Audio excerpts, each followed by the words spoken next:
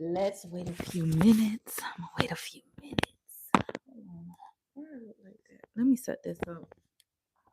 Why does it look like so weird here? Hold on. Let me move this camera. Yeah, the lighting is better here. Oh, the lighting is so bad here. All right, let's see who joins this live. And if no one joins, that's okay. I just wanted to stop by to say hi, everyone. It's been a week.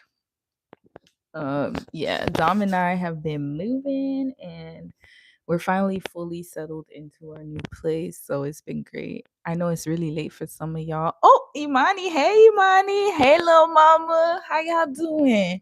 I'm doing this surprise live. This surprise live. How y'all doing? How y'all doing? I missed you guys. I missed everyone. Hey, Tracy. How you doing? How you doing, sis? How y'all doing? I hope y'all are doing well. I've been doing pretty good. Um, y'all, it's been crazy. The new place looks. Oh, let me show y'all a sneak peek. Hold on, let me show y'all a little bit. I can't show y'all the bedroom yet. I can't show y'all. Thank you, thank you. Let me show y'all a little bit. Hi, Isabel. How you doing?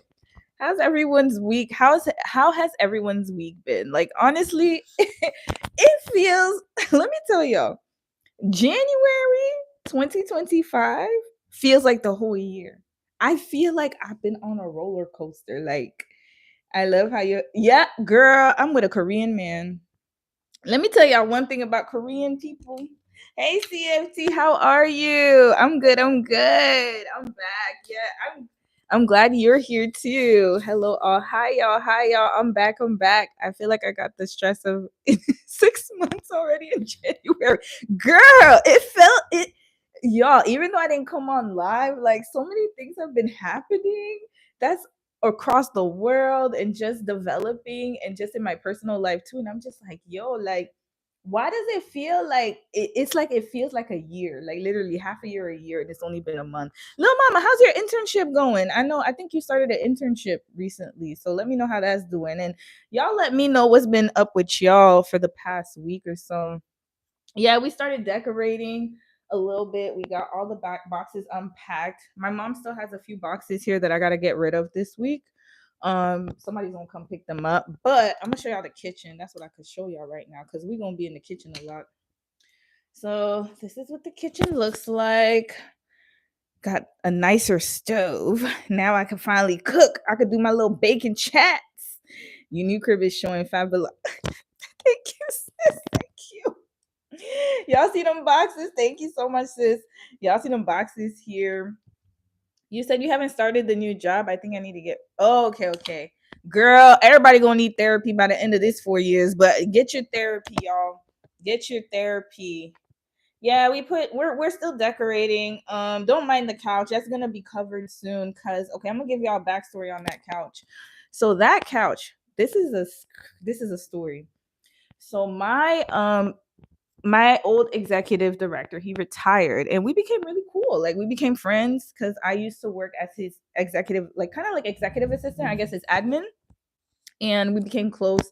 And me and him and his wife and Dom, we went out a few times and like he's such a good person anyway. So his mother-in-law passed away. And so when she passed away, they didn't know where to put her furniture. And so we inherited, actually, I gave it to my mom.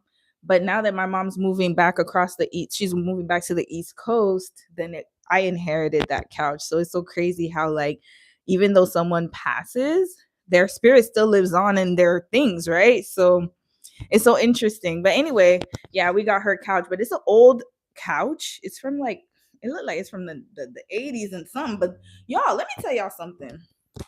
Oh, sorry. I didn't mean to tell y'all that. But this is the thing with old. I noticed with vintage things, like they're really nice quality. We're getting ripped off of the quality of our couches. Like I'm noticing that when I sit on that couch, it's so comfortable. The cushions are really nice. It's a lazy boy. It's one of the old lazy boy style couches and so nice. Whereas my couch that I bought last year, yeah, they were built to last. Like when you sit on that couch, it's amazing. Like the feeling is so soft, so big. Mm-hmm. I'm not surprised his fridge of 30 years just recently. They were built to last, like Lil Mama said. Like, you could tell the quality of the couch, even though the color is not my style, but the quality of the couch is A1. They don't make them like that no more. Now the materials are cheaper. Everything is cheaper. So yeah, but anyway, I'm gonna cover that couch. I bought a couch cover, so y'all gonna see the new living room layout after. It was meant to be. You can always uphold. That's what we're planning on doing. Actually, I'm glad you mentioned that. So right now we're gonna cover it with a couch. It's called a slip cover, but our plan in the future is to upholster it and change it. Only thing is we have to get someone to come into the apartment because that thing was so hard to move in. It was so hard to move in. It's a big couch. It's really big. It's not big like huge, but it's just wide. It's a big body. It's a little thick couch. It's a little thick. So yeah, we're definitely going to upholster or reholster it and get that done. But yeah, that's what we're doing. And then I wanted to show y'all the view outside, but it's dark outside, so y'all can't really see anything. I guess this weekend I'll show you guys what the neighborhood looks like or whatever. Just, as long as I don't get doxxed, I'm not gonna show y'all exactly around, but I'll show y'all a little bit of a little outside of my street, what the area looks like. But yeah, y'all. So we finally moved in. What else? What do I have to share with y'all? Oh, hi, Eternal Paramore. I'm back. I'm back. I'm back, sis. I'm back. I'm back. And I apologize, whoever was on the Discord. My apologies, because I think I had scheduled a Squid Game watch party that was supposed to be today, but then I realized today that I scheduled it for yesterday. Y'all, please forgive me. From now on, everything's going to be scheduled properly because I'm not doing too many things at once. So then I can focus on, what I really got to do, what I enjoy doing, right? Which is, YouTube, talking to y'all, talking to my family, which is y'all, and just settling in. So yeah, y'all. Okay, let's get to the nitty gritty. Y'all know this week I've been quiet. I've been quiet. Thank you, sis. Thank you. I've been quiet, y'all. I've been quiet, and I just watched everything unfold. Listen, okay, first of all, my American family, y'all let me know how y'all doing. How is everyone doing? I gotta do a weekly check-in with y'all because, man, like it's been a roller, guys. I literally, like, okay, you know what? I'm going to tell you what the equivalence is right now. Your commander in chief, I don't want to say his name because I'm worried YouTube's gonna try to censor or whatever. So I'm trying to keep it cute. But DT, we're gonna call him DT. DT reminds me of, I don't like the word narcissist, but okay, we're gonna choose another word for him. DT is the type of man that you got to be careful of those men. Let's just say, for anybody who's single, if you're looking to date and marry somebody, I'm not talking about him aesthetically, because obviously he is not a looker. But my point is that he's the type of man to put you through the emotions. Because this man done riled up countries, had people going and having meetings to try to combat the tariffs that were supposed to come. And then now he done changed his mind.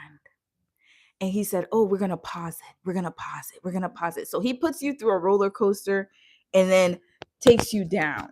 And I realized that that's why I feel so discombobulated, because I'm like, yo, like, it's only been a month and it feels like it feels like, I don't know. I don't know if I'm the only one. Child, my husband told me about Mexico. I laughed my ass off. Girl, tell us. Okay, Eternal Paramore, your husband's Mexican. How does he feel about everything? Because I don't understand. Like, I'm telling y'all, it's like a roller coaster. He's been taking us through roller coasters and it's only been a month. We have 4 years, and I'm saying we because we're also involved in it. It's like that relationship where it's like you have someone that's threatening you. Like, it's the worst. I don't know. I don't know the feeling. We are back. Hey, y'all. Hey. Oh, hey, Tyra. How you doing? How you doing? Tyra, by the way, happy early birthday, because I know your birthday is tomorrow. Y'all say happy birthday to Tyra. Less than a month, 15 days in total. 15 days. He's doing okay. The ice thing has been wild, but at the same time, the people are coming together, honey, and they're not playing. Yeah, it's getting out of control. Amen, little mama. You're right. We gotta believe in God, cause yeah, the boycott. Okay, so this is what I wanted to talk about today. The boycotts, y'all. Okay, so y'all know. Oh, it's today. Oh, happy birthday, Tyra. I thought it was tomorrow. You see? I was like, let me mention it today. Happy birthday, Tyra. I really hope that you had a great birthday. I hope that all the best things happen to you this year. And just God keeps blessing you and blessing you more and more abundantly. And I know this year's been a little chaotic, but girl, you got this year. This year's your year. Actually, matter of fact, it's not just your year. Everyone on this chat, it's your year this year. Everybody. And y'all let me know when y'all birthday, like when it's your birthday, so I could shout you out. But yeah, what I was gonna say is that, like, let me tell y'all. Whew, okay. Let's start. Everyone's coming together, absolutely. How is the political climate in BC? Girl. Okay, I'm gonna answer that question. Let me tell y'all. Oh yeah, and of course, Sarah, of course. Oh, you're welcome. You're my Aquarius sister. We Aquarius is we're a little different breed, man. But it's all love, and let me know when y'all birthdays are so we could shout you out. I love shouting out people on their birthday. People don't realize how fleeting life is, right? And every year that we grow older is so special and sentimental. Well, to me at least, right? All right, what's the political climate in BC? Our premier is not playing. Hold on. Let me show y'all what's going on. Our premier is not playing. He is standing on business. So I'm going to show y'all. Hold on. BC premier Trump. All right. So here, just 2 hours ago, I'm going to show y'all. This is the political climate here. Oh wait, is this a video or oh, I don't want it to be a video. Hold on. Oh, okay, yeah. Let me see if I can play this video for y'all. Again, we'll do screen sharing later, y'all. I'm still learning. And my tech savviness is not on point. Can I play this video? Allow. Y'all let me play. Come on. Don't play with me. Hold on. Why is it? Oh, I hope I could play it. If I can't play it, that's okay. I'm just gonna. Okay, here we go. All right, let's put the volume up. Let's just wait for these ads to go. Hold on. I'm gonna wait for these ads to go, and then we gonna talk. Y'all gonna watch it. As far as I'm concerned, this is all biblical Bible prophecy, and I'm just sitting back and watching it play out. Oh, Elito. Oh, that's my brother, y'all. Hey, Kiki. Hey, Ellie. Yeah, listen to him. Get the likes up. Get the likes up. Yo, he come on every live monitoring my likes. I'm gonna tell my brother. Okay, y'all listen. I'll listen to this. 30 days from now is March 5th, one day after your provincial budget will be presented. How could you possibly build out a budget that will properly reflect the next year, considering how huge an impact the tariffs could have? And should we expect, in essence, a budget built around contingencies if not tariffs come into place? Yeah, thanks, Richard. And I think your question really illustrates the challenge that businesses have in the province as well right now. Now, how do you possibly make a decision about hiring new people or about expansion or about what you're going to do when you don't know if 29 days from now, when your major customer base is going to be putting a 25% tariff on you, and that is the damage that is being done, even despite today's agreement of the fact that this is hanging over our head as Canadians. Mr. Trump's strategy around this is deliberate. This is an intention to destroy Canada's economy and to drive us into becoming the 51st state. I find it reprehensible, inexplicable, and profoundly disappointing. And it makes me and British Columbians and Canadians very angry because we see what the plan is here. For us, for our provincial budget, the finance minister is working on our budget right now. It makes it very difficult to plan, especially because economic growth The number of jobs that we expect to see over the period of the budget will be affected by the tariffs. We've released our projections to that end. It's very possible that we could release a budget that is based on a set of assumptions that a few days later are out of date. That is the environment that we're in right now, but I can tell you this, that we will ensure that we take the steps that are necessary to support British Columbia families and businesses, that we'll do so in a way that grows and diversifies our economy and does not leave us in the position that we are in right now, which is being far too dependent on the United States. And we're going to come out of this stronger. The budget will be part of that, as will our legislative agenda, so we get those projects with shovels in the ground to support British Columbians. All right, y'all heard the premier of BC. So to answer your question, what's the political climate like here? We're done. And this is sad because it's like we have, I don't know if you guys caught Justin Trudeau, our prime minister, or soon to be former prime minister's speech. It was very moving, and you know, he kind of touched upon the history of in relationship between America and Canada, and you know how whenever there's an issue, we're always backing up the US, and we've supported the US in so many things, or in so many, you know, situations, as war, you know, climate, even recently as far as the forest, why am I saying forest fires, the wildfires in California. We're always there dropping water off, sending our troops, sending our resources.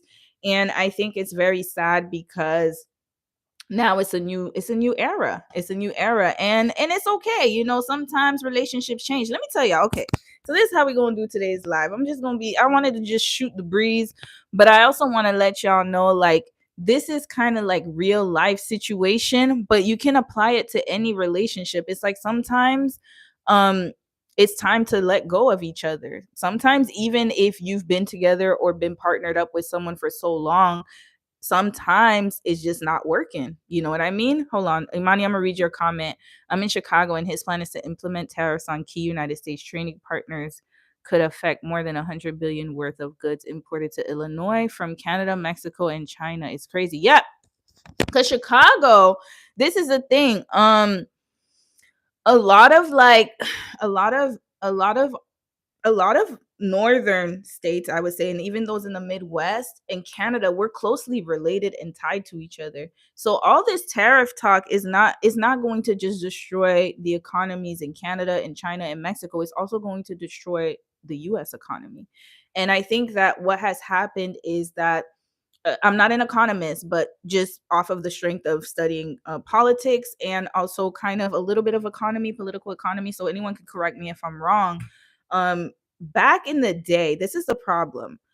When we started to become more trade dependent on each other and the world started to become more globalized, and you know, there was increased globalization, there were like a lot of jobs that were outsourced, because remember, they used to have the plants, you know, all of the companies. Chicago was one of the top companies for insurance. I don't know if y'all know this, but Chicago has a lot of insurance companies.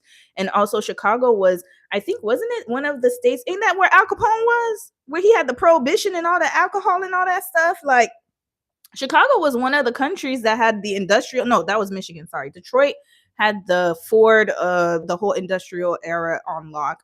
But anywho, that whole sector of the US, okay, it all depended on the local economy and local people to do stuff, right? But now the problem is that all these jobs are outsourced to different countries.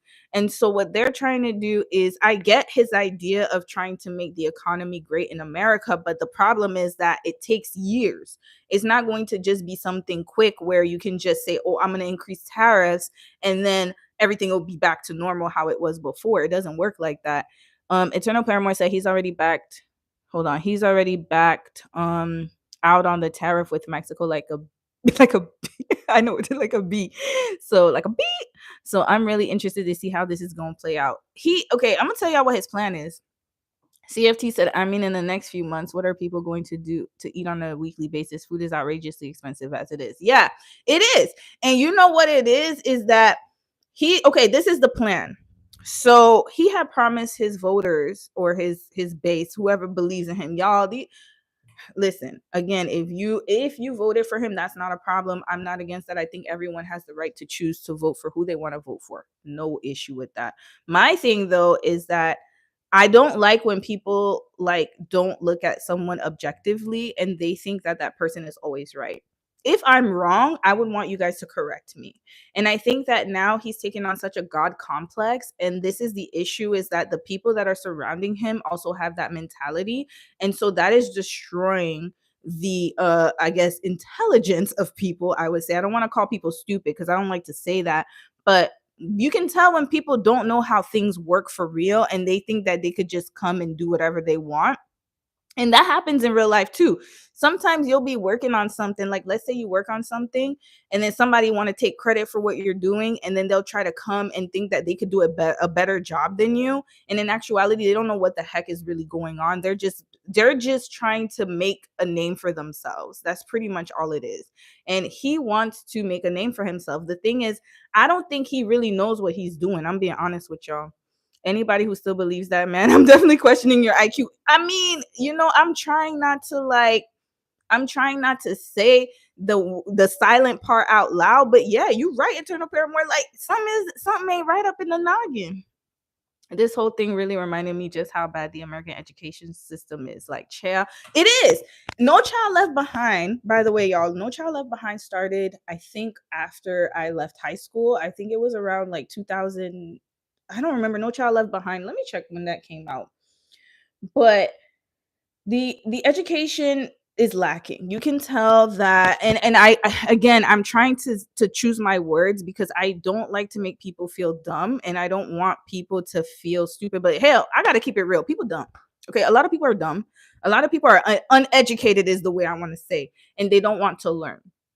The thing is that we can all talk about different things and opinions, but I'm not an expert on certain things. And there are certain things that I don't know, and maybe somebody's going to correct me, and that's fine. But the problem is people nowadays, and this is why, again, I'm going to blame social media. Social media is amazing in so many ways where it connects us together and it gives us a purpose, and we can build communities with each other. It's so positive where people can be self-made, people can make money off of like social media and off of the internet, but it has also destroyed the critical thinking skills of our people and of people in general. People are dumbing down. They don't like to listen. They barely can watch videos. Like nowadays, people have to watch things in sound bites. And my thing is that if you are watching something in sound bites, that's an issue because you're not getting the true story. And there's so much fake news going around and non-factual information, and it's come to the point where you don't even know what's real and what's not. And the problem is majority of people, instead of researching and trying to find out like, hey, is this true, is this not, they would just believe whatever somebody's saying. So for example, in my opinion, I think that DT, oh hi Mads, you new to this chat, so you better be on your best behavior. I don't know who you is, but I'm quick to block. But hi, welcome if you're a nice person. But anywho, my point is that my opinion, this is my opinion alone, I think that he's not used to calling the shots. I don't think DT is that smart, obviously. And I think that he's just a rich person who always has other people work up under him. And so now that he has the power, he's making all these rash decisions and these kind of like trying to do different things. And I think that again, he's erratic, and it's somebody that is not mentally all there. Um, I personally think that he has an illness of some sort, because it doesn't make sense the stuff that he be saying, to be quite honest with you. And it's not backed by research, like I said. Beyonce won the Grammys. Yeah, I know, amazing. I think that she deserved it. She deserved it. She's a good artist.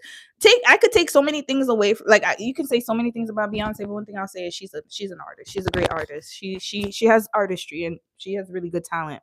She's a talented musician. That man has always been a clown, and the narcissism is on level 1000. Also, he rambles, and I think he is in cognitive decline. He has to be. I think he is too. He's older, and ain't nothing wrong with that. But this is another question. It's like, should there be an age limit on presidents and of people leading the country? I think so. Yes, I do think so. I think that there should be an age limit. Just like when I be seeing 90-year-olds driving on the street and I'm like, no, you should not be driving. I'm sorry. I hate to be the one to say that, but I do think that there should be an age limit on some things. And sometimes you got to know when it's your time to leave things, right? And so this is my point of what I was trying to say before, is that he is, again, like Eternal Paramore said, he's on a mental decline. And then also what he's doing is affecting everyone. And even when he talks about, for example, we're going to talk about DEI because I spoke on it the last live, but I didn't really go into detail because, you know, we were doing so many things and talking about that. I don't really like to get into political stuff. I'm not old enough to vote, but we have a history test over this stuff. So I'm just here. Okay, Mads, how old are you?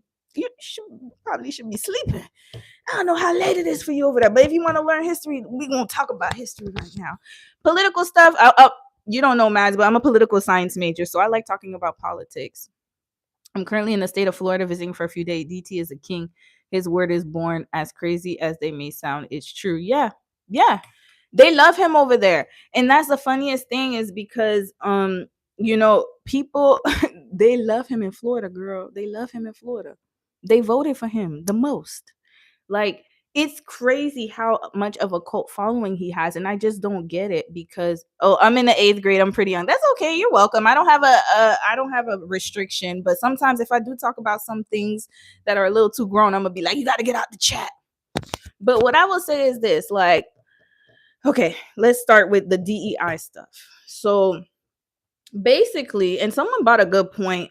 I don't remember the creator's name, but I wish I could tag this creator in it because I really didn't think about it until that person said it. And I'm gonna try to find her video so I could tell y'all who it is and credit her. Yeah, his decision making. You see, CFT, I don't understand. Like, that's why I'm saying the misinformed and miseducation of a lot of people is startling and it's scary. It's starting to scare me. And I'm not a person who normally gets scared. Again, people can have different political views and perspectives, but this is on a whole nother level. This is like more of like, it's given dictator, it's given authoritarian leader, it's giving Jim Jones. Y'all never heard about the story of Jim Jones? Let's talk about that. But before we talk about Jim Jones, this is what he reminds me of. He reminds me of Jim Jones. All of them, they're having rallies, parades. It's giving a lot. It's giving. I'm gonna tell y'all about Jim Jones and the parallels, and even it's giving the Soviet Union's leader. But yeah, Jim Jones. Oh wait, I'm talking about Jim Jones, the one that took the people to Guyana and made them drink the Kool-Aid. That Jim Jones, not the rapper. I hope y'all know it's not the rapper Jim Jones. Not the New Yorker. But it's giving Jim Jones with the Kool-Aid. Cult leaders. If you look up cult leaders, this is what they do. They're very charismatic. People follow them like sheep, and then they follow them to death. I can talk about and he has the same characteristics. He is going to lead a lot of people into I'm telling you, cult leaders lead people to death. That's what they do. That's their specialty.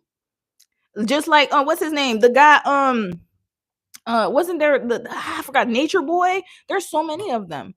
I remember learning about that. Yeah, I'm gonna tell y'all about Jim Jones, but let's talk about the DEI stuff. So basically, DEI does not it is not beneficial to Black people as a whole. Let's be clear. It is beneficial mostly, the most from the research that I read. Now people can fight with me, but the most people who got DEI or who benefited the most from DEI was white women. And if you look at more of like a lot of the programs and social programs that we have in place, Asian Americans for affirmative action. Yes, affirmative action benefits. It did benefit Asian Americans the most, but DEI was the employment one. It benefited white women the most. And that makes sense. Yeah, because remember, they weren't allowed to work and they weren't allowed to just like welfare. Exactly. So people, this is the funniest thing, and I'm gonna be honest with y'all.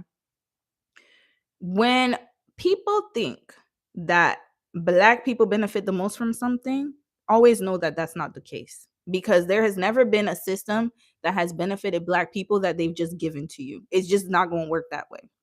Like I said in the last live, you always have to fight for what you want.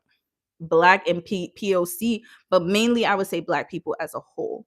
And so when you see DEI programs, welfare, and all those other programs, just know that you're not the beneficient or the beneficiary of those services. It's just not going to work. The numbers don't make sense. Oh, am I glitching? Hold on a second. Let me check my Wi-Fi. I'm gonna make sure my Wi-Fi on. Hold on a second, y'all. Wait, y'all let me know. Am I glitching? I hope not. Hold on. Let me move this here. They really think that this is gonna hurt POC the most while I have access. And that's the thing. And even with the plane crash that happened the other day, rest in peace to all those souls that lost their lives. That was crazy. That was crazy because oh, I was glitching. Okay, thanks for letting me know. But what I was gonna say is that the plane crash that happened. Okay, y'all gotta remember there have been a few of them. Okay, so it's not nothing new. But what I will say is that nowadays I'm noticing a trend of a lot of negligence. And this is why we have to be careful, because these days I'm noticing that a lot of accidents that happen could have been highly and easily preventable. And most of it has to do with one, safety standards, two, resources, lack of resources. So if you guys got to remember, DT is trying to remove a lot of government funding little by little. Little by little, a lot of government funding is going to go down.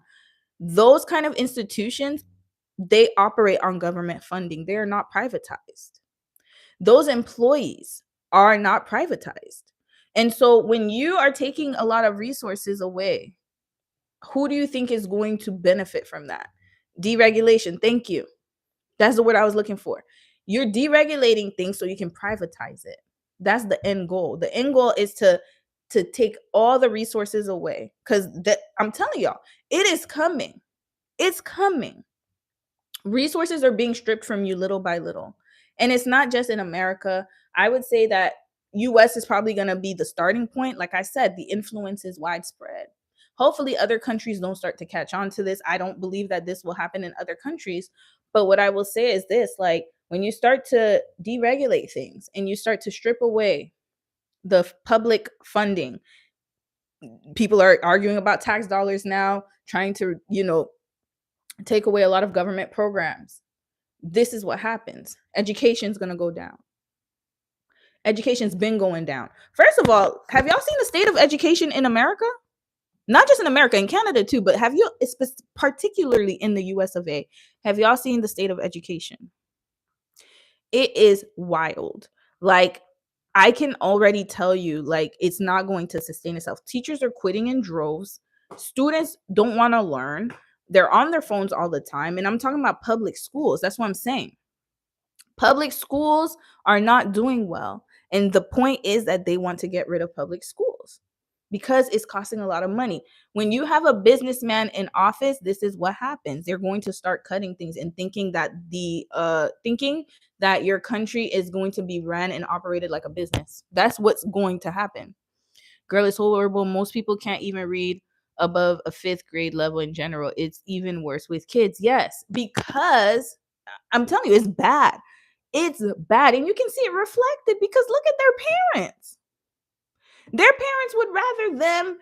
It's like I'm looking at children now and I see and I'm like, oh my gosh, like I can't believe that they are treating children like they're adults now. Kids are not learning. They're not learning. They don't know what they should know at their age. You read at a 7.5 grade level. Wait, but you're in 8th grade, so that's okay. That's not too bad, actually. Now, if you said 5th grade, I'd be like, oh, that's a little low. I predicted to my husband that it's going to get so bad with the teacher shortage that many teachers will probably go into private teaching and tutoring. They will. Oh, most people in your class read at a 4th grade level. You see, that's what I'm saying. Like, people don't know how to read anymore. People can't read anymore because that's why I said everything is so short form. A lot of people don't read books anymore. A lot of people don't research anymore. And the thing is that people, I think now it's gotten to the point where if you're educated, people shun you and make fun of you. Not everyone, but I'm saying, like, even if you look at the remember when that whole COVID situation happened, C-19, I'm sorry, I don't know if I can say that out loud, I don't know if this is gonna strike me, but when C-19 happened and you had doctors telling people, hey, this is a virus, this is going to happen, they said, oh, it's fake news, people don't research anymore. I'm telling you, this is what happens when people are dumbed down. I'm gonna tell y'all a story too. Not to mention, they slap on an iPad to the children's face. Yes, I saw it in Korea too. It's not just America, but what I will say is that in Korea, the difference was that education is still seen as it's something of importance, and they still value that. However, what I will say is that nowadays, people just stick iPads in front of their kids. They don't want to raise their children. People are tired, they don't want to raise their kids, and so they let their kids do whatever they want. And then you have teachers going into class and dealing with these disrespectful kids. Parents don't want to discipline them, the school board doesn't want to discipline them. Of course they're going to burn out and not want to do it again.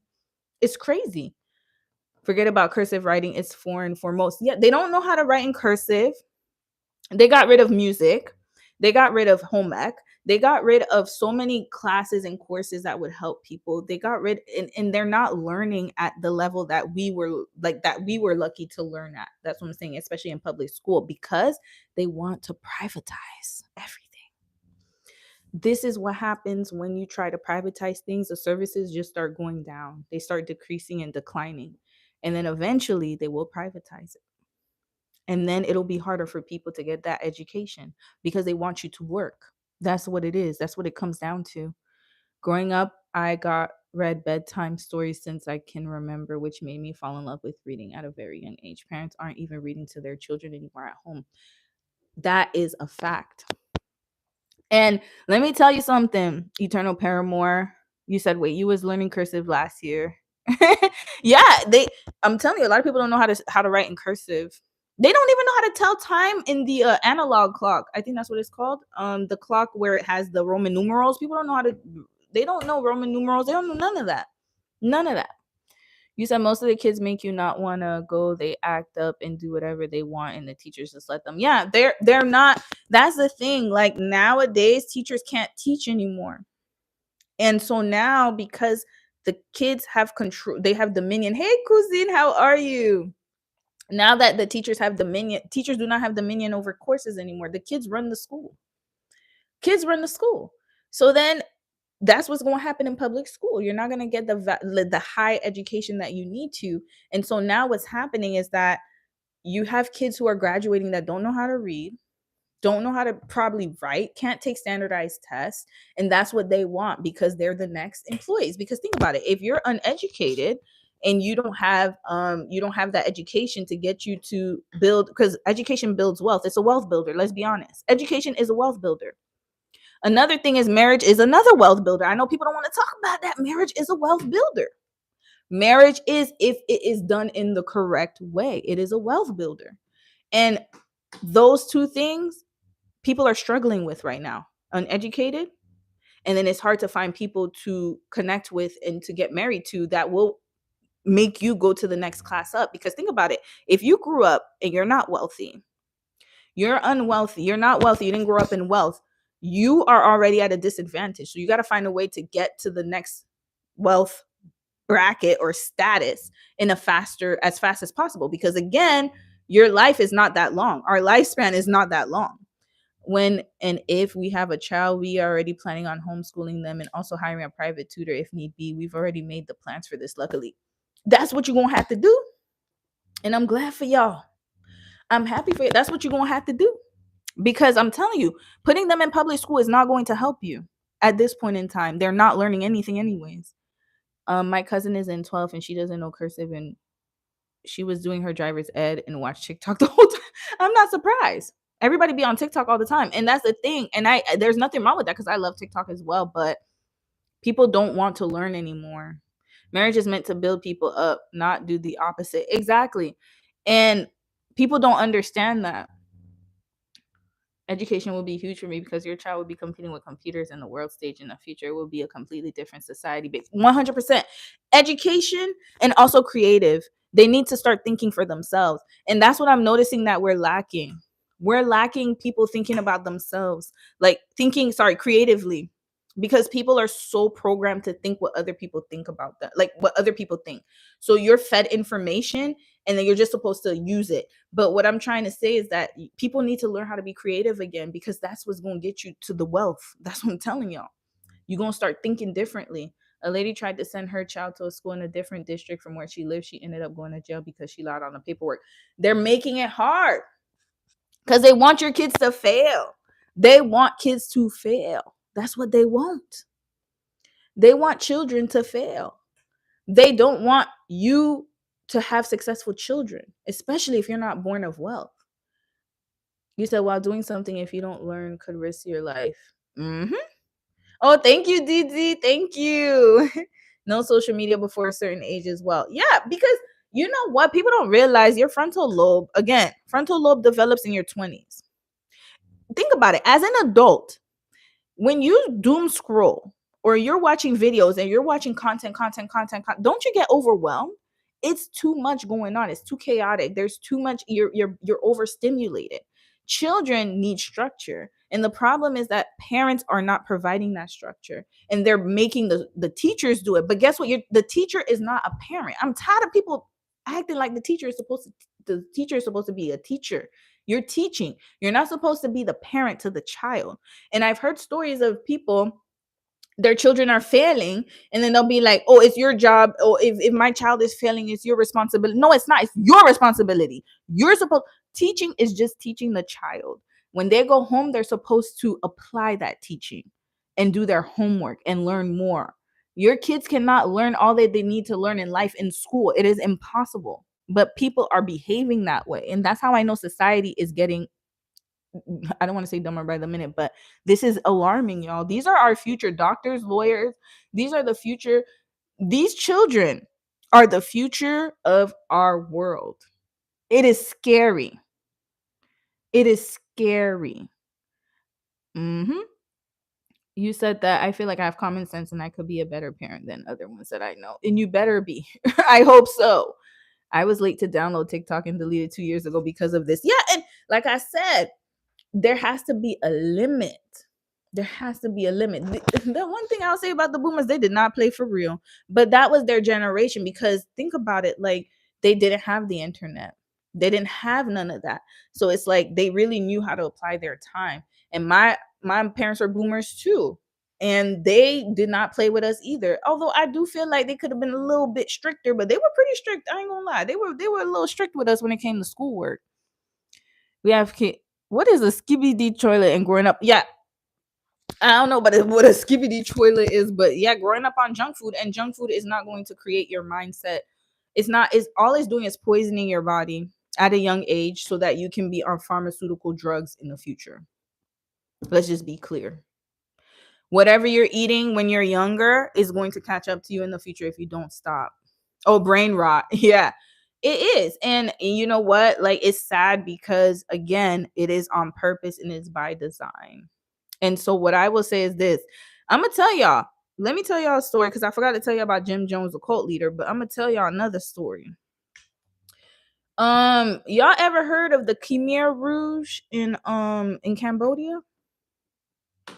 Y'all let me know if y'all heard of Khmer Rouge regime in I think it's called Khmer Rouge regime. Oh, your mom had you in your 40s, eternal paramour. That you know what? That's gonna be me as a future. I need to talk to you, girl, because I'm about to, like, if I'm a parent, it's gonna be in my 40s. So I gotta brace myself. But you know what? That I notice older parents do teach their kids a lot more because they know they're not gonna be there, or they have a short time, right? So I have noticed that older parents really do teach their kids to be more responsible. I used to be a receptionist to a program that worked with high schoolers, and the parents were so entitled and nobody read anything we put on forms, and they don't read. People don't read. Your mom had you at 19. That's okay. And you know what? Sometimes that does happen. But I will say older parents do raise their kids to be more responsible because they've been through life and they can, but 19 doesn't mean that your mom's not responsible either. It just meant that she was younger. So chances are that if she is mature, it's amazing. But if not, it's really difficult to raise a child when you yourself are a child. My mom had me at 37. It helped me so much. Yeah. Oh, because your mom was more responsible at that age. When you're younger, it's hard to be responsible because you're trying to grow up and raise your kid. That's difficult. It's not easy. I feel like, and also just with people that are 5 to 7 years younger than me, sometimes like the generation gap is strong because they're not learning anything. They're not learning anything and they're not teaching people anything. I'm going to tell you about the Khmer Rouge regime. I'm going to tell y'all about that. Khmer Rouge regime was in Cambodia. I forgot the years that it was. But what happened was that this person, his name was Potts. I forgot his name. Hold on, I'll tell you what his name was. Let me find it for y'all because I want y'all to research this as well. And this is why I said that it's getting scary and you have to be careful because hold on. Khmer Rouge. Let me find this guy's name. Okay. So basically it was the Communist Party of Cambodia. It was followed by Pol Pot. Okay, Pol Pot. They had this whole Khmer Rouge regime in Cambodia. This was in the 60s. And so what ended up happening was that he was uneducated. He was very uneducated and he became the leader of the country. And so what he did was that he decided to kill all the educated people in the country because he was saying that, oh yeah, like, again, I'm condensing the story, but this is what happened. He didn't want there to be educated people in the country because for some reason he felt that educated people were leading the country down a path that it shouldn't go on. And so what he did was that he, unalived millions of people to the point where people had to come and become refugees from that country.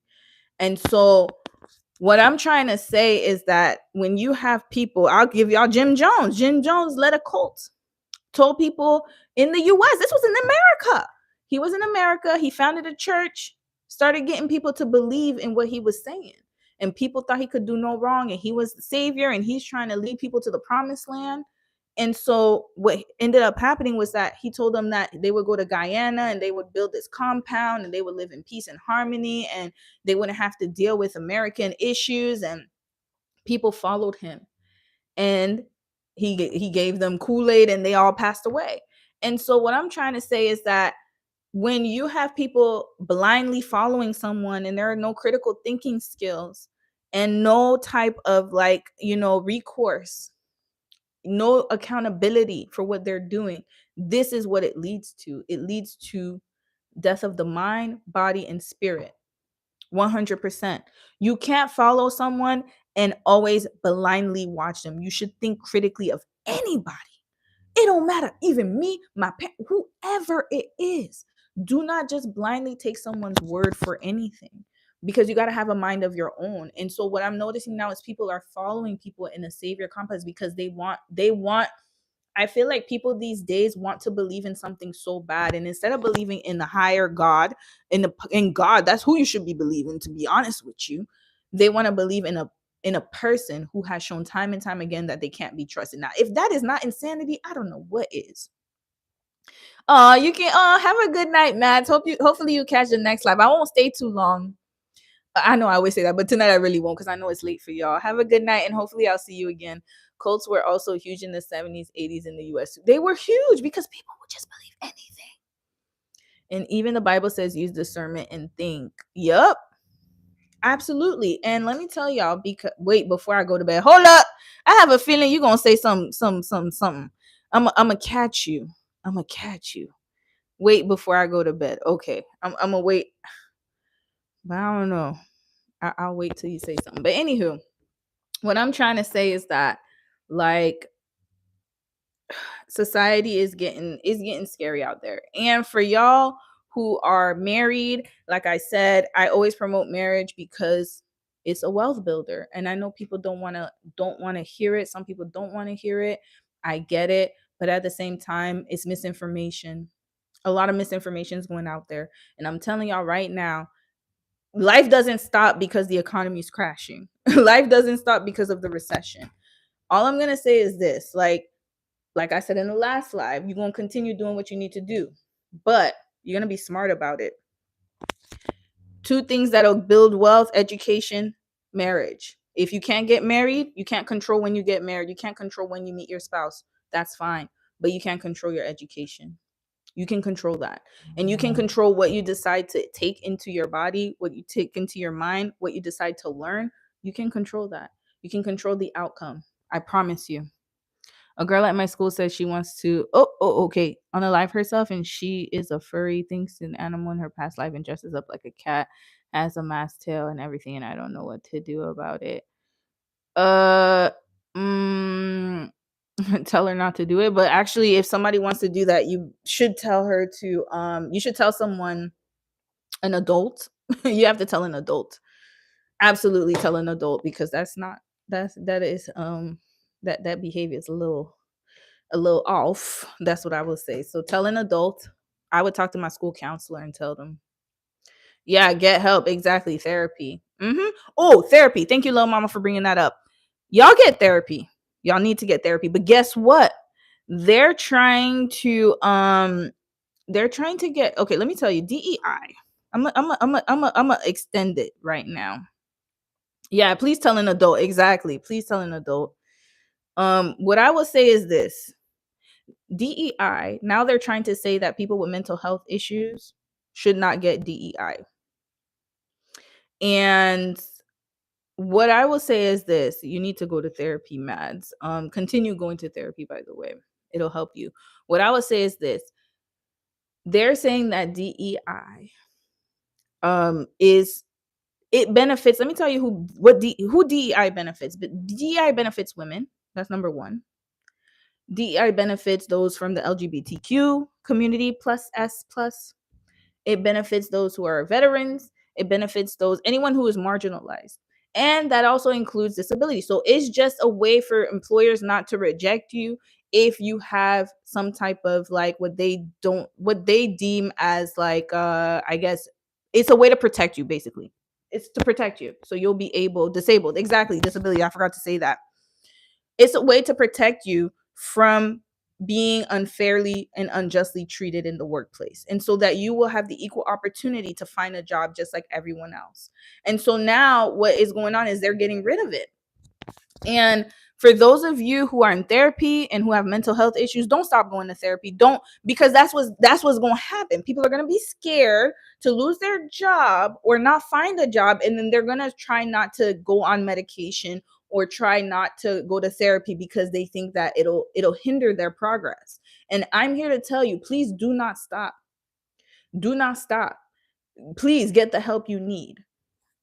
Did you hear about DEI being the possible cause for the tragic plane crash in DC? Absolute craziness. DT talked about it. We don't talk about that. I'm going to show y'all proof. Okay, I think I'm actually going to bed. I'm subscribing so I can catch it. Oh, thank you, Mads. And please make sure you get some help for your friend. Shouldn't that be confidential anyway? We're going to talk about that, Eternal Paramore. That's going to lead to the next segue of what I'm trying to say. The plane crash. When it happened, DT said that it was a DEI hire. And automatically, people thought that it was a Black person. And what it was framed to be was that it was framed as if this person was not, because when you say DEI hire, people automatically think that you don't deserve the position. They think that DEI means, and this is, like I said, miseducation. And this is how you can, or a person of color, yes. This is how you can alter people's minds. I'm telling y'all, all you gotta do is, it's all psychology. It's psychological. All you have to do is frame the story in a way to make people believe it. And so when that initially happened, what he said was that the people that were on the Black Hawk in the Black Hawk helicopter, the military members, he said that one of them, or the pilot, was a DEI hire. That's what he said. And that is dangerous rhetoric. Because when people think of DEI, especially with all of the deportations and everything going on, they're thinking that, of course, they always think Black people don't deserve anything. Yeah, they're already believing it. And they're already thinking, oh, it's a Black person. It was a Black person. Because that's automatically what they think. They think that we're not smart enough. I've been told you that. They think we're not smart enough. They were Eternal. I'm about to show y'all. Hold on. DC plane incident. I can't say that word, but yeah. Let me show y'all who the pilot was. The name of the pilot. Let me see if it says who this person was. We are 100 years out of the civil rights era, y'all, so I'm not surprised with the rhetoric going on. Yep. Why Diddy, yes. Diddy, White as Snow, yes. And you know what's so sad is like, hold on, let me see if I could find the most of the people on the plane were skaters, and it's so sad because they were just coming from a competition.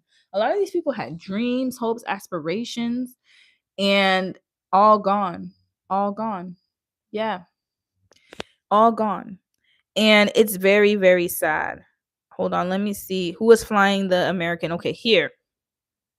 Let me show y'all. Let's see who was flying it. Let me see if I can find the person. So hold on, not now. This is the captain, y'all. I'm gonna show y'all. This was the captain. So he was the captain, okay, of the airplane. This was the first officer. All right, cool. This was her. This beautiful young lady right here. This was her. Captain Rebecca Loback was among the crew who was on board the training mission collision that occurred close to Ronald Reagan National Airport on Thursday. She was 28 years old, very young. Loback served as an aviation officer from 2019 to 2025. She was assigned to the 12th Aviation Battalion, Fort Belvoir. Oh, let me stop this. In a statement, Loback's family described her as a distinguished military graduate in ROTC at the University of Carolina and was in the top 20% cadets nationwide. Top 20%. I'm going to show y'all again. We're going to finish reading that. Y'all, this woman was a captain. She was an aviation officer from 2019 to 2025. 6 years. And she was at the top 20% of the cadets nationwide. That is not no DEI hire. DEI was just, this is the misunderstanding of DEI. DEI does not make you better at your job. DEI gets you through the door so that you don't get discriminated against for your gender, your race, or your disability. Okay? I love Black people. You are beautiful. Thank you. Thank you, Danny. Thank you. Like I said, Airtime from Paramore said, like I said before, their own hate and jealousy clouding common sense. Common sense is not so common anymore, and that's facts. It was an accident waiting to happen. It's sad that people that raised concerns about those flight paths and near misses in the past were ignored. Yes, and you know what? This is my issue with this whole administration, is that they're so focused on who deserves what and who deserves who. Sir, you don't deserve it either. You don't deserve this job. You don't deserve the presidency. If anything, there are people way more qualified than you. Let's talk about it. Kamala Harris, no matter how you feel about her, I know she had her ways. There are some things I didn't particularly like about her either. However, I got to give credit where it's due. She was way more educated than him. She actually deserved the job more than he did, if we're going off of merit. But that's what they want you to believe, that you're not good enough, you're not smart enough, you're not wise enough. So you can't, it had to be DEI that you got it. It's not because you're actually smart. When in actuality, you have to work twice as hard. So of course you're going to be smarter. This woman, top 20% of cadets nationwide, she knew what she was doing. I personally do not think, again, accidents happen, but as experienced as she is, it's hard for me to believe that this was intentional. Like, she didn't know what she was doing. This woman was more than qualified to fly that plane, but then they want you to believe that you're not qualified. Now, we have this instructor. He was the hold on, I'm gonna show y'all. This man also passed as well. He was the instructor here. He was a father, husband, and chief warrant officer in the U.S. Army from Noxubee County, Mississippi. All right. It doesn't say how long he was in the military, but I love the fact that they said he was a family man and that his niece described him as a man who was truly a light in our dark days. They just focused on his his family life or whatever, but they didn't focus on his experience. But I love how this journalist, it was intentional. Y'all notice how this journalist hold on, I'm gonna show y'all again. For the woman, they made sure to indicate that she's not a DEI hire in so many words. Here, this right here, distinguished military graduate in the ROTC of University of North Carolina and was at the top 20% of cadets nationwide. She is not a DEI hire. She deserved that spot.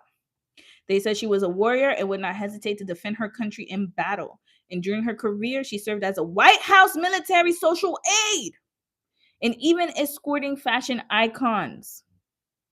Icon Ralph Lauren when he received the Presidential Medal of Freedom from President Joe Biden. And look at all they wrote about her and look at what they wrote about him. Not discrediting anything about him, but what I'm trying to say is that whoever wrote the article, kudos to you. Because she did not deserve to be that ain't right. That's not right what they did to that woman. Calling her a DEI hire. Come on now, let's be for real. And the way he said it was he meant to say it like to make people believe it was a black person. I'm telling y'all. Essence Magazine put out an article about civil rights attorney Kaya Duggins, who was 30 and was a professor and flight attendant, and Denasia Elder was among those killed in the DC plane crash. Let me go look for her. I heard about Denasia. I was going to get to that too. Hold on. Let me put Essence Magazine. Denasia had children. She had 2 young kids. And it's very sad. And I think what her friend had said was that like she was about to go into, she wasn't even supposed to be on the plane that day, by the way. Someone called in sick and she replaced that person. So it must have been her time. And also she was about to change her shift. I think she wanted to stay local more to be with her children. It's just very sad. Here. All right, let's read the Essence article because we got to shout these people out too. Civil rights attorney Kaya Duggins. I think this is the one you're talking about. And flight attendant Denasia Elder among those unalived in the DC plane crash. Unfortunately, I can't say this word because YouTube be tripping. And look how beautiful they were. Or they are. I believe their spirits are still here. Look how beautiful they are. And hold on, let's talk about their accolades. Let me see if I can maximize this. Let's do this. Hold on. Can I zoom in? Yes, we're gonna zoom in. Let's zoom in. All right. So Duggins 30 was a former Miss Kansas civil rights attorney, and soon to be law professor at Howard University. Elder, 34, was a devoted mother, wife, and flight attendant from Charlotte, North Carolina. And they were saying there are no reported survivors. Of course, it was like a collision. And it says, as their families and communities across the country grieve, tributes continue to pour in, each one a testament to the lives they touched. From Harvard Law and Howard University honoring Duggins' legal brilliance to heartfelt messages celebrating Elder's described warmth and dedication, they are being remembered in powerful ways. More than amazing, y'all. I'm going to tell y'all. Duggins was flying back to Washington, D.C., where she worked as an attorney for the Civil Rights Corps after spending time in Wichita, Kansas, supporting her mother through a surgical procedure. It's scary. It was that whole situation. They didn't even have time to y'all, I'm going to talk about it. We are coming to terms with the grief associated with the loss of our beautiful, accomplished firstborn. Please respect our family's privacy at this time. Absolutely. This is very sad. She was described as a brilliant legal mind, mentor, and champion for justice. Duggins dedicated her career to fighting unconstitutional policing and unjust bail practices across Tennessee, Texas, and Washington, D.C. Dang, she wasn't playing. She did 3 states. At the Civil Rights Corps, she worked on the front lines of the movement to dismantle systemic injustices. She was one of our bright lights, y'all. Look at how beautiful she is. And this fall, she was set to begin a new chapter as a law professor at Howard University, where she aimed to continue shaping the next generation of Black lawyers. At Harvard Law School, Duggins made a lasting impact as president of the Harvard Legal Aid Bureau, leading critical efforts to protect families from eviction during the height of the pandemic. This woman was amazing.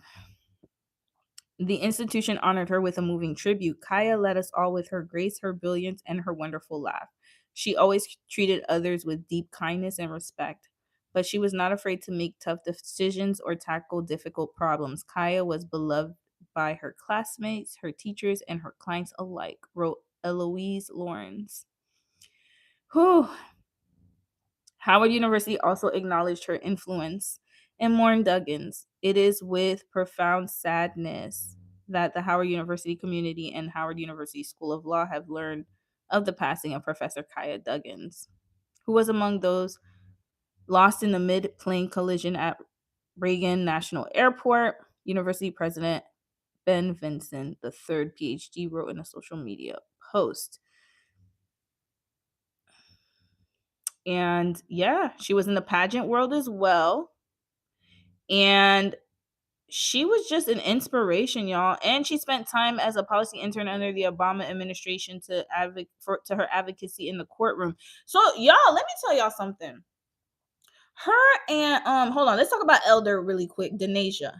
She became a flight attendant, and it was her dream. A native of Charlotte, she trained diligently to enter the aviation industry, earning the admiration of her colleagues for her warmth and unwavering commitment. Denasia was very dedicated to being a flight attendant. The classmate who wished to remain anonymous told Charlotte-based NBC affiliate WCNC. They added she loved her family tremendously, and she would just light up whenever she spoke about them. Elder's cousin, Carolyn Edwards, also shared with NBC News that the January 29th flight was meant to be her last before starting a new role at American Airlines. That is very sad. Described as a woman of deep faith and love for her family, Elder married her husband on November 1st, 2021, and together they have 2 children, Kaden and Dallas. Oh, what just happened? Though her work often took her far from home, her devotion to them never faltered. Whether comforting passengers mid-flight or spending time with her children, Elder was deeply cherished.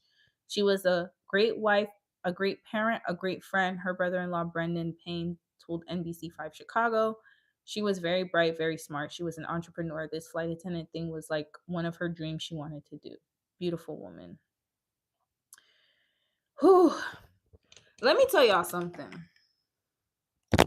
Notice how when they talked about the women, one of them, the pilot, she served as a White House intern during Joe Biden's term.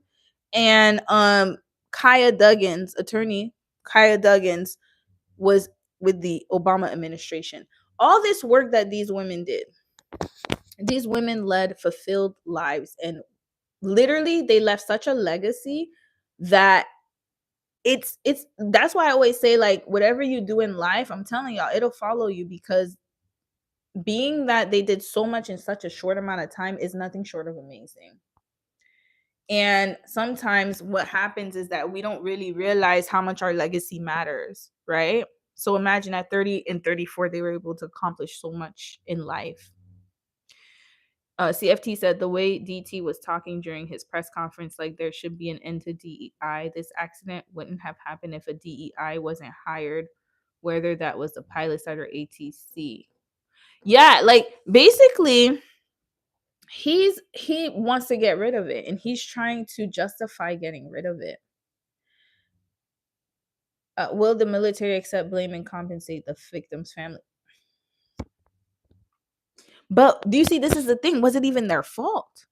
This is where things get a little dark. Cause y'all know I'm okay. You know what? Yeah, do y'all like conspiracies? Cause I'm gonna tell y'all a conspiracy. Remember a few months ago they were talking about things that were in the sky, like unidentified objects that were in the sky? Like let's say, for argument's sake, because they're still investigating. So again, this is all alleged. I don't know any news or information. I'm not getting this off of nothing. It's just me thinking, right? It's fishy to me too, sis, because this woman, Rebecca Loback, she is an experienced pilot. And I'm sure she's flown that helicopter. Let me tell y'all something. You cannot fly that helicopter with no experience. And the way that military planes have surveillance, they have so many different types of I don't believe that this was a mistake. I'm sorry. It was not an honest mistake. I'm not saying, again, I'm not blaming the pilots because they might have not known what's going on either. But I think my noggin is telling me something ain't right. They're saying the plane was at 325 feet and the Blackhawks are supposed to only fly at 200 feet in that area. But that's the thing. What was going on that they had to fly higher? We had like 3 plane crashes back to back last week. It's just weird. Yeah, that's what I'm saying. And y'all forgot about the Korea one too. But that one was just negligence. But that's what I'm saying. Like, it's all negligence. That's what I'm trying to connect it to. It was all preventable. That's the issue. They said also air traffic control staffing not normal during DC crash. What do you mean not? Yes. It's weird. It's weird. It's weird. Everything is suspicious. I'm telling y'all, it's not normal. And my thing is this, like, if you just look at the facts alone, the Black Hawk helicopter, it's the way that if y'all saw the video, it looked like it was gunning for the airplane. So what if they were told that this was enemy? I don't know. Like, everything doesn't make sense to me. Did you hear about this? They arrested 2 employees from the DC airport who recorded the fateful. I did not hear about that. Hold on, let me check on the news. They had 1 person in the tower directing, but instead of 2, they say. Again, when you start cutting funds from government services, this is what happens. Thank you. Who was on that? Thank you. And what information did they receive? You sent a link? Hold on. Where you sent it? Let me check. I don't see the link, CFT. I don't see the link. Look at the near misses in the last few years. Yeah. Y'all, copy and paste it. Hold on. Sis, I don't see the link, though. Check out the link I just sent. Hold on. I don't see a link. Can you send it to me? I don't see the link here. 10:55. Did you send it to the chat or you sent it in Discord? Yeah, 10:55. Hold on, I'm looking at your thing. Oh, ooh. Wait. Sorry, I didn't mean to report you, girl. Hold on. No. I'm sorry. I was trying to find the link. Sorry, CFT, if you get reported. I wasn't supposed to do that. Sorry, sis. Okay, wait. What link did you send me? Can you just give me the website? I can find it because I don't know. It's not showing up for me, and I'm sorry that I reported you by accident. Y'all don't kick her out. What's the Just tell me the what website should I go on, and I'm gonna read it. The Daily Mail. Okay. Yeah, people don't be liking the Daily Mail, but I actually like the Daily Mail. They be giving the tea. Daily Mail. Oh, sorry. I know this thing makes noise. Sorry, y'all. Let me not move it around too much. Daily Mail be having the tea. Okay, what's the article called? Can you tell me? Are you from the north or south? Just curious. What north? UK? No. Daily Mail, but like the what's the article's name? And Danny, you asked me, what's that your name, Danny? Danny, am I from the north or south? South of what? US? I'm not from, well, okay. I'm in Canada. I'm not from the north or south. I'm from the west. Well, I'm from the east actually. But yeah, my life is very strange. I grew up a lot of places. When people be asking me questions where I'm from, it'd be hard for me to answer because I'm from everywhere. I'm from wherever you want me to be. Okay, UK. I'm gonna check the link. Hold on, UK. I couldn't see the link in the chat, but I'll find it. DC. Let me see if I can find it.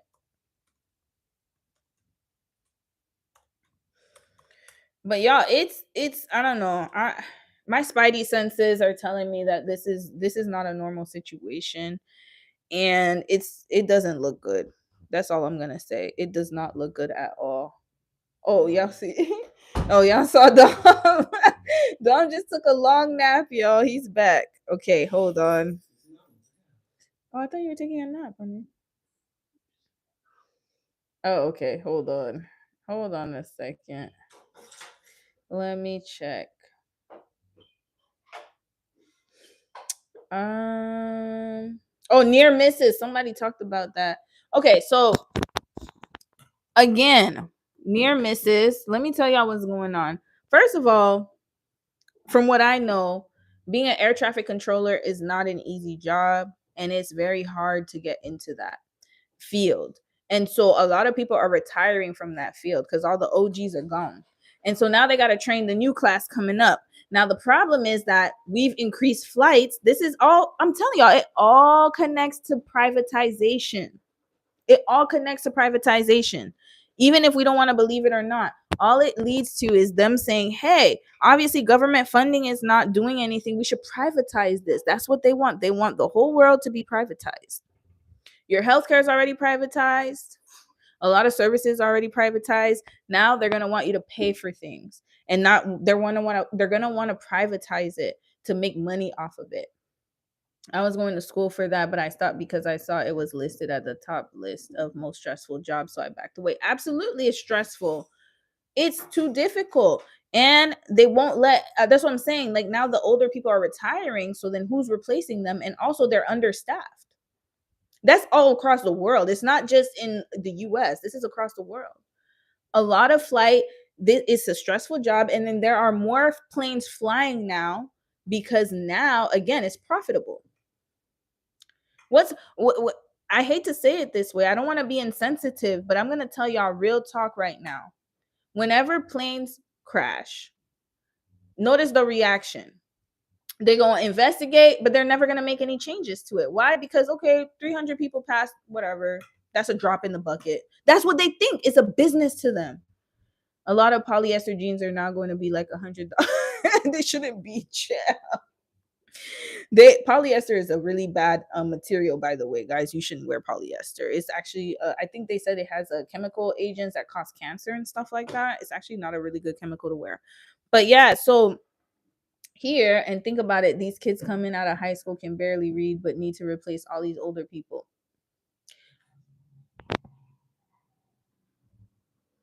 Can barely drive because now people don't want to get their driver's license anymore. You can't choose where to be stationed in that job either. You see? And it's stressful. That's what I'm saying. Like, it's not like before, back in the day. There are more planes flying than ATC. Yep, because of business. Business. Privatization. This is what's going to happen. This is what's going to happen. Oh, by the way, little mama, yeah, the other day we bought bamboo sheets, y'all. I would go for that. It's like so silky, so nice. Nowadays I'm trying to graduate from like fast fashion to like more quality fashion that'll last a long time. But yeah, it's hold on. Let me see if I could find they're investigating it here, but what I'm trying to say is that like I'm gonna try to CFT. I'm gonna need that link though. You gotta send it to me, sis. Maybe on the Discord. I think you're on the Discord too. Send it to me in the Discord. Thrifting is best. I love thrifting, y'all. I've just been looking for different things to buy, quality stuff, and you're gonna need to save your coins for what's coming up. And lobbyists too. Yeah, I'm telling y'all, like, oh, airport. Okay, here, CFT. I found it. You said, by the way, that's the hack. That's the hack. No, CFT, I found it. I found the article. That's the hack, by the way, little mama. You got to go to the rich areas to get the good clothing. I'm telling y'all, that's where all the good clothes are. At the thrift store. Okay, here, this is what you're talking about, CFT. I think this is the article. It says 2 workers at Metropolitan Washington airports arrested after leaking video of deadly DC plane crash to CNN. Okay. So let's view this, and then after that I gotta go soon. Here, so we have. Oh, okay. I'm gonna send you the Discord link, Imani. The plane carrying 60 passengers and 4 crew members was approaching Reagan National Airport on Wednesday night when it was hit by a Black Hawk Army helicopter. Conducting training flight. Footage of, it went viral. Okay. And then it was leaked to CNN by 2 members of the staff at the airport. Authorities now say the duo have been charged with computer trespass for allegedly making the unauthorized copy. What? From the airport authority records. Mohammed. We know where this is going. Mohammed Lamini Mabenge. Okay, he African. 21 of Rockville, Maryland, was arrested on January 31st over the breach. He was booked into Arlington County Adult Detention Center, but later released. Okay, because he's young. Then on Sunday, a 45-year-old Jonathan Savoy from Upper Marlboro, Maryland, was arrested for the same incident. He was released on a summons by a magistrate. What crime did they commit? Is it a crime? Washington, D.C.'s airspace is notoriously congested, and there have been mounting fears that a tragedy was on the horizon. Oh, I don't mean to laugh. First of all, interesting.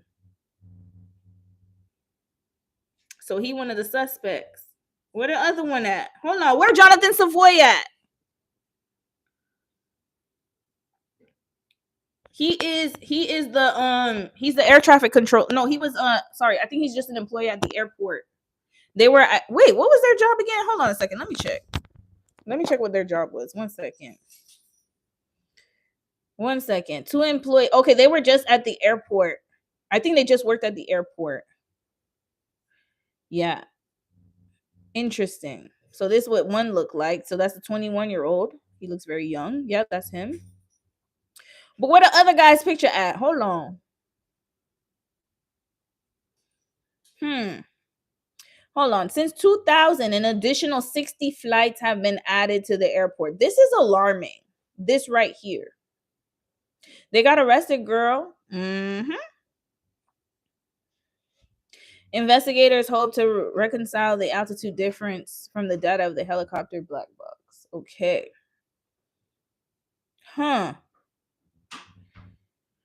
Okay, hold on, y'all. Let me zoom in. This is very important, y'all. I'm gonna just do this real quick and then I'm gonna get going. An American Eagle Bombardier. First of all, this plane, Bombardier, is Canadian. That's a Canadian plane. It's a jet operated by PSA Airline, left Wichita, Kansas at 5:26 local with 60 passengers and crew on board. This Black Hawk had 2 pilots and 2 chief gunners. So 4 people were on that plane. Okay. Bombardier is a really good aircraft, so it's definitely not Boeing. The plane started its final approach to Ronald Reagan Washington Airport at 8:45 local time. Okay.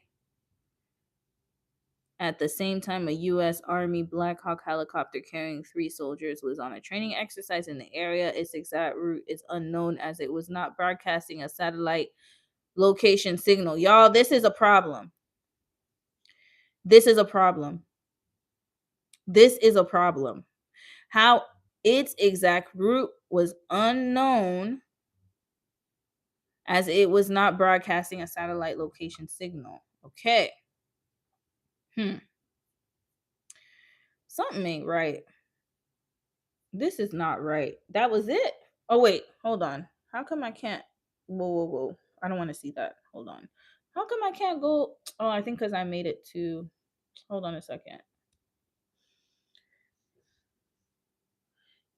All right. At 4:27, I'm trying to read this.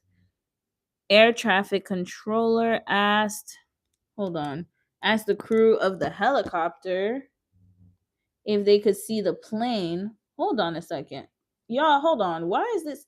Hold on, y'all. Let me get back to it. Here. Okay. There we go. All right. Yeah. Hold on. I think I'm back in it now. At 8:47, an air traffic controller asked the crew of the helicopter, referred to as Pat 25, if they could see the plane. The controller said Pat 25 passed behind the CRI. What the heck does that mean? and then they collided. What the heck? Debris fell into the icy river. Hold on a second.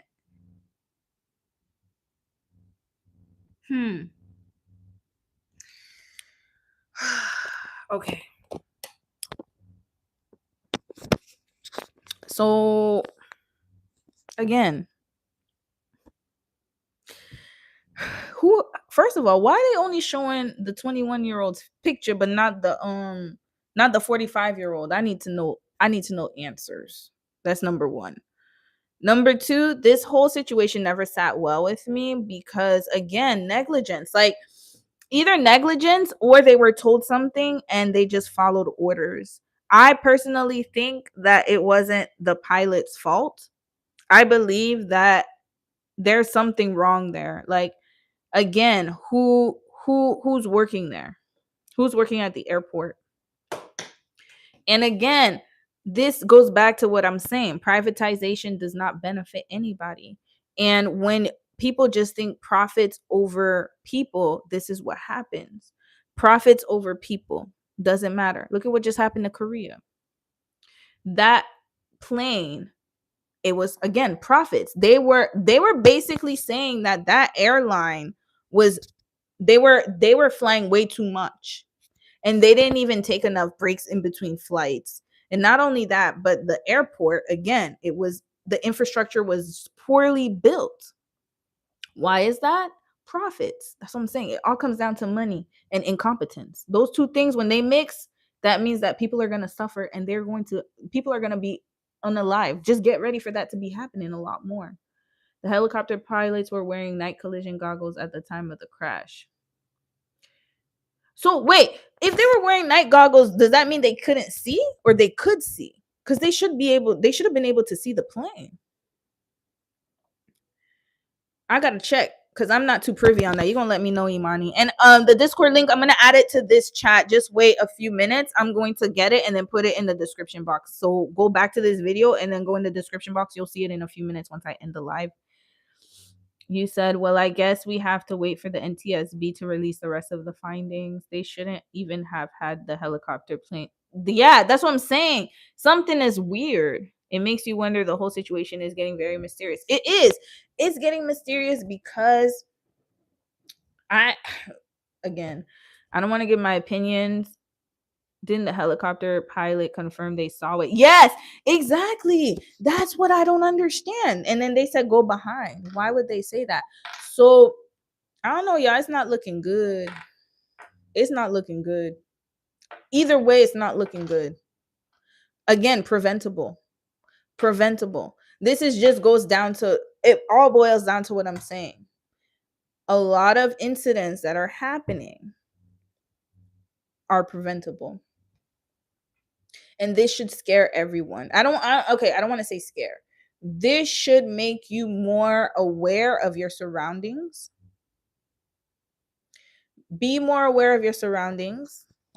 And again, safety first. That's all I'm going to say.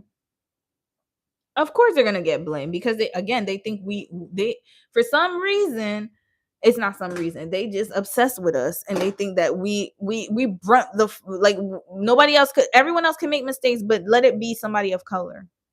You can't make mistakes, right? There's a ton of things that are just out there happening daily that are ignored, which is exactly. It all comes down to safety risk, little mama. All comes down to safety risk. So all I'm going to say is this, like, last thing I want to say before I end this live, please trust your gut. Trust your intuition. Be very vigilant of your surroundings because, baby, do not trust what's going on. I'm telling y'all, it is getting real out here. There's a lot of incompetence that's happening. And again, when you have lack of regulation and you have someone who wants to get rid of things and they want to deregulate, this is never going to be good for the greater public. It's actually, you guys, everyone's going to suffer. They need paranoid people like me to make the safety decisions because I'm always thinking about what could go wrong in my daily life. You should be thinking that. Every time you go somewhere, you should be thinking of your escape route. Every time you go somewhere, you should be looking for emergency doors. You can't, every time you walk outside, you should be looking at your surroundings. Be very vigilant and aware because it's It's not going to stop right now. Like, this is just the beginning. This is just the beginning. Exactly. Pray for God's favor and protection. And you got to understand that, again, once you're not funding things anymore, that means that there are less resources. Once there are less resources, people are being stretched thin. And once people are being stretched thin, especially at a job, like, again, I'm not blaming the air traffic controllers because we don't know the full scope of what happened. But we already know from the facts that we know is that that zone is busy and there's not enough air traffic controllers to control the situation. And it's not just at Ronald Reagan Airport. Matter of fact, I think JFK Airport had near misses as well in the past. And so what you have now is people are being overworked. We talked about it a few lives ago. You're being overworked with less resources. People are being stretched thin and then being told to do things, and they need to survive, and they're making, think about it, you know that you're working, you're burning yourself out, but you need the money in this economy, you need a job, you need the money. Then what are you going to do? You're going to keep working. But guess what? Now you have less people, and then this happens. This was bound to happen because there's lack of regulation. And when you deregulate, this is what's going to happen. You're going to have a lot of accidents happen like this. Mark my words. ATC working 6 days a week. 6 days a week. In that job, you cannot work that many hours. You need to pay attention. Matter of fact, that's probably the most detailed oriented job I know. You have to pay attention. People's lives are on the line. Pilots, ATC, anything that has to do with aviation, you need, especially when planes are going, come in flight, you got to pay attention. They need to hire more people, but instead of hiring more people, they want to profit, and they're thinking about profits. Less people will hire, the more money we can keep in our pocket, and people are dying. That's what happens. Especially with the pilots, they have lounges specifically for them at the airport so they can sleep. First of all, pilots don't even get paid that much. Let's be clear. Yeah, and they're losing, a lot of them are losing sleep because they're working doubles, triples. But now they have regulation where pilots have to sleep a certain amount of time. But that's what I'm saying, is profits. The people at the top, they don't care. So they're thinking like, oh, only 60 people passed away. Okay, that's fine. I'm telling y'all, anytime there's like, any type of incident that happens, people, when you're looking at the grand picture, they don't change anything. They don't change the regulations. That accident should have never happened. They should have been, people are more reactive than proactive.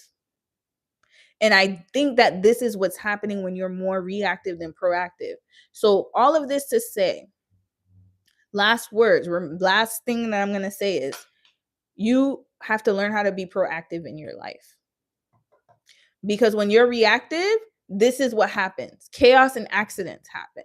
When you're just waiting for things to happen instead of preparing, this is what happens. And so now this whole situation is going to unfold. And guess what? We're going to see in the next few months if anything's going to change at that airport. Or are they going to wait for more things to happen before they actually take it seriously? I don't know if y'all remember a few years ago, the Ethiopia no, it wasn't Ethiopia first. It was there was an accident, a plane crash because of the Boeing, the Dreamliner planes. One airplane crash, I forgot where it was, but they had crashed and it killed people. And instead of deplaning, instead of grounding the planes, they didn't say anything. Again, because people are flying, they don't want to ruin things for people. Oh, we don't want to ruin our money. We want to keep the money flowing. We want to keep the passengers happy. So we're not going to tell them about their safety. And then guess what happened? Ethiopia Airlines crashed in y'all, I'm gonna find it. The Boeing. I'm gonna tell y'all the cities too. Boeing Dreamliner crash. Okay, was it the Dreamliner? I forgot the name. Or was it, no, 787 Max. Sorry, my bad. It wasn't the Dreamliner. It was 787 Max or something. The first one that crashed was in hold on. Yeah, it was Lion Air. And then the second one that crashed was in Ethiopia. And that's when they decided to react and ground the planes. But guess what?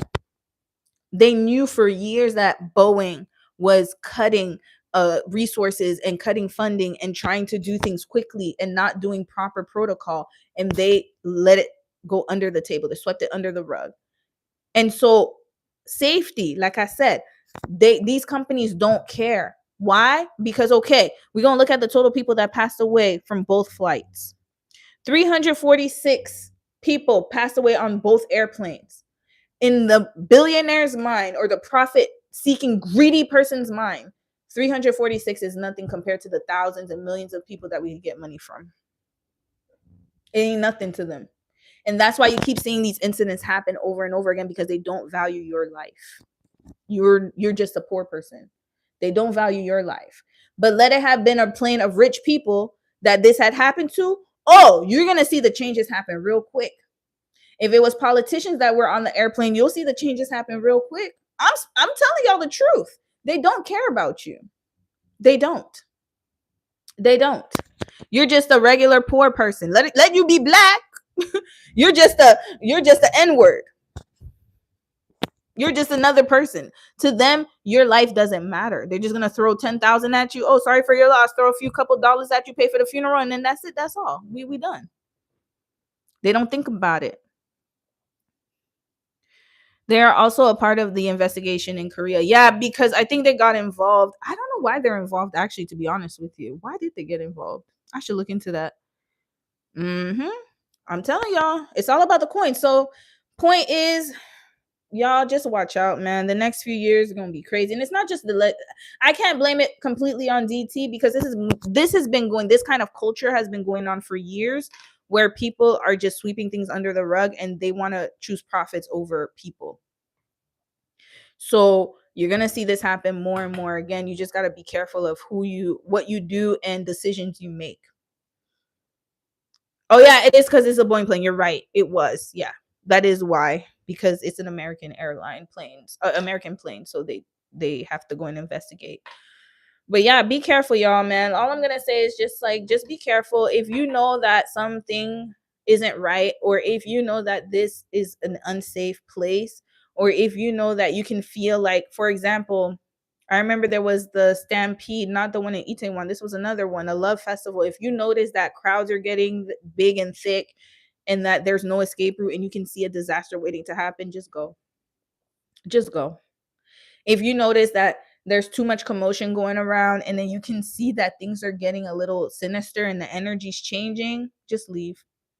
Stop trying to be polite to people. Stop trying to be nice. Stop trying to be like, oh, maybe it's not them. If I see something and something is making me feel creeped out, I'm out. I don't care how you feel about it. And maybe I'm wrong, but I'd rather be wrong than right. If people start shouting and yelling, walk away. Walk away. Exactly. Once you start seeing things go down, and if you're, for example, it's a no for me. I don't like crowds. Me too. I don't like crowds at all either. And also when you're driving, if you're driving and you notice that the road, like something's wrong with the road, or you're noticing that people are being erratic, or you're noticing little things, like you can see when something ain't right, trust your gut and just get out. Airlines, same thing. If you're flying with airlines and you know they don't have a good safety record and you can see the workers don't care, you shouldn't be flying on that airplane. And do not fly Boeing, y'all. I'm sorry, I'm still on that. And I know it's hard because I had to take a Boeing for my Jamaica trip. I had no choice. But try to avoid it as much as you can and check the plane that you're flying on as well. Check the safety. Make sure that, people take their job seriously is what I'm trying to get at. Let them pass by. Yeah, I'm telling y'all, it's getting real out here, and everything is just even down to your car, even down to like your car. If you know that car has gotten into a lot of car crashes and people have, been unalived, or that car is more prone to accidents, do not buy that car. Make sure I'm telling y'all, safety is everything, and I'm starting to realize it now more than ever, because I think we took for granted the older generation. I'll give them their props. they really took safety very seriously. And that's the reason why we have all these labor laws and why we have all of these unions and why we have all of these regulations, because they didn't want it happening to people again and again. But now they're trying to dismantle unions. They're trying to dismantle so many different structures that were there to protect us. Workplace safety. I'm telling y'all, if you're working somewhere, there's so many. Matter of fact, there was a girl who passed away at Walmart. I don't know if y'all heard, the girl in Nova Scotia. It was not even 2 months ago. Not even 2 months ago. She got it, like they found her in a hot oven. She was incinerated. She was an employee, and I bet you they have bad safety record at that store. That's what I'm saying. Like, people are not going to care about you. You have to care about yourself more. Stay away from parades. Exactly. I'm telling y'all, stay away from parades. Hold on. Can you guys see me now? Hello? Can you see me now? Can y'all see me? That is so weird. Oh, hello. Okay, yeah. Good. I had to girl, yeah. I had to good. Yeah. Yeah. I was yapping.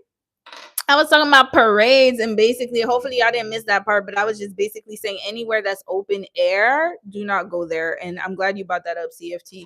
Don't go to any open, only uncontrolled areas. Please don't go to uncontrolled areas. Oh, another thing I want to mention is coworkers. Y'all gotta be careful. There's a lot of workplace stabbings going on and workplace conflict going on, and people are starting to get really unhinged. So when you're working, please make sure that you protect yourself. If you're having issues with an employee, y'all better notice it. Start writing notes, start writing messages. Don't be afraid to call people for harassment. Don't be afraid to call the police for harassment. I don't care no more. I don't give people no pass. Like, nowadays, like, if you start to harass me, I'm going to call the cops on you. I don't care. Because guess what? Like, people are so unhinged now. So unhinged. Like, there should be no reason why somebody is getting, girl, let me show y'all what happened in Canada. Hold on, before I leave. I know I always say that, but I'm gonna show y'all what happened just a few days ago in Canada. Was it in Manitoba? Worker. Hold on. By coworker.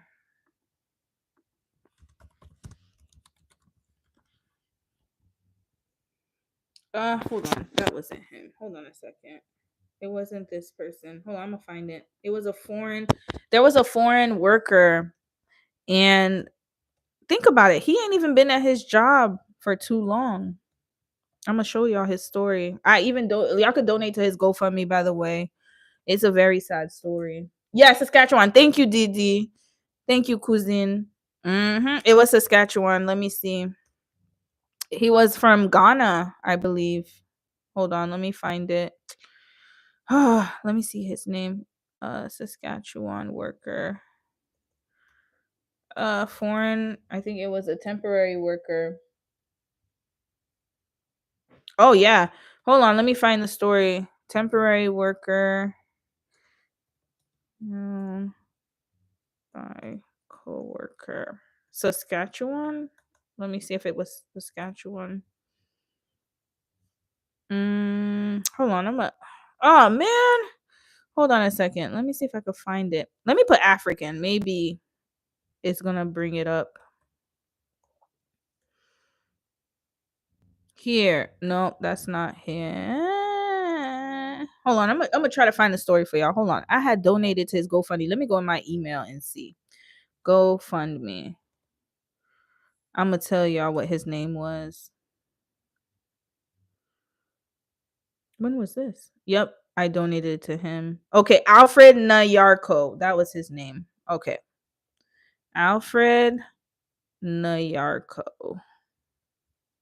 Y'all, this is sad. Saskatoon, yes, you're right, Didi. It was in Saskatchewan. All right, I'm gonna show y'all the story. So he was it was at a mining supply company. And basically, this idiot and dumb person, this demon, Troy Francis Leclerc, 53, he basically unalived a 23-year-old named Alfred Nyarko Okere. And basically, patrol officers responded to the report of an injured person at a business in the 3900 block of Millar Avenue. Upon arrival, police located a 23-year-old man. Hey, Dev Studio! How are you, sis? Victim suffering from stab wounds. He was transported to the hospital where he was pronounced unalived. And police did not identify the accused, the victim of the business at first. And staff at DSI Underground Canada said any questions should be referred to the company's legal statement, blah, blah, blah, blah, blah. Okay, I want to know more about him. So here, we're going to go to his GoFundMe. Very sad story. We're going to learn about him. On January 20th, 2025, the world lost a bright and compassionate young man, Alfred Joseph Nyarko Okere, in a tragic act of senseless violence. Born on August 16, 2001 in Kumasi, Ghana, Alfred was a beloved son of Charles Dixon and Anna Owasua, carrying with him the hopes of a promising future. What is this? Okay. All right. And basically, in September, he arrived as an international student. Y'all, he ain't even been here a full few months. He passed away 4 months after he arrived. He was an international student eager to pursue his education and build a better life in Saskatoon, Saskatchewan, Canada. A devout Christian and affiliate of the Church of Pentecost, he became known for his kind heart, gentle nature, and unwavering work ethic. And I'm going to tell y'all what it is, girl. I'm going to tell you what it is. His life was cut short less than 4 months after arriving to Canada. While working at a factory where he had been employed for less than a week, Alfred was attacked and stabbed 17 times in a brutal and senseless act of violence. He was rushed to the hospital but was pronounced dead upon arrival. This devastating loss has left his family, friends, and community mourning, grappling with the shock of his... Look at that. Less than a week. If y'all want to donate, this is his GoFundMe, $25,000. And y'all know I be talking about GoFundMe and stuff, but I think in this case it was so unexpected that I understand. 17 times. He was only working there 1 week. It wasn't jealousy. I'm gonna say what it was. It was racism. It had to be. Ain't no other way. You have to be a lot of aggression and hate somebody. I think it was racism. 100%. I'm gonna call it what it is. It's racism. It gotta be. He ain't know the man 1 week. How do you, what do you know about somebody in 1 week? This person was unhinged. And so I believe it was racism. I'm sorry. I don't care what nobody says. It gotta be racism. It can't be nothing else because you don't even know the person. So what could you have not liked about the person so badly that you unalive them within a week of them working somewhere? I'm telling y'all, people are unhinged now. They are looking for a reason to hate you for no reason. And that's my point about this whole situation, is that we just have to be careful, y'all. Put your head on a swivel and be careful because it's about to get real out there. It's getting real. People are going like it. I'm telling y'all, it is starting to become so. Can y'all hear me now? Can y'all hear me now? Can you guys hear me now? Am I back? Am I back? Yeah. You see, that's why I don't like to be talking about stuff like this, because YouTube won't be talking. Yeah, we're back. Let me tell you, I'm going to have to end the live right now because I see YouTube hating on a sister. But Imani, I'm going to put the Discord link in the description box. Please check it out when you can. But what I was saying was that people are going to be jealous of you and they're finding a reason to hate you. The energy has shifted. And just get ready for it. Like, just be aware of your surroundings. Be aware of your surroundings, y'all. But yeah, I'm gonna head out now. YouTube is playing with me, but I'm gonna be back this weekend. I'm gonna go live either Saturday or Sunday. It's always a problem. Congratulations. Oh, thank you at the Dev Studio. Thank you, sis. It's always a problem when I talk real stuff, but I'm glad you guys were able to hear at least the majority of it. So what I'm gonna do is, let me head out. And then I will go live again this weekend, and I got some new content. I'm gonna film some videos and stuff, so y'all look out for that. But I enjoyed talking to you guys. Thank you so much for joining me on this live. Love y'all so much. Thank you, sis. Thank you. Y'all, Dom he been working. He been working and installing so many things here. But anyways, I'll talk to y'all later. Thank you, Eternal Paramore. Thank you, sis. All right, y'all. We gonna get going because YouTube playing. They hating on a sister. All right, good night, y'all. Bye.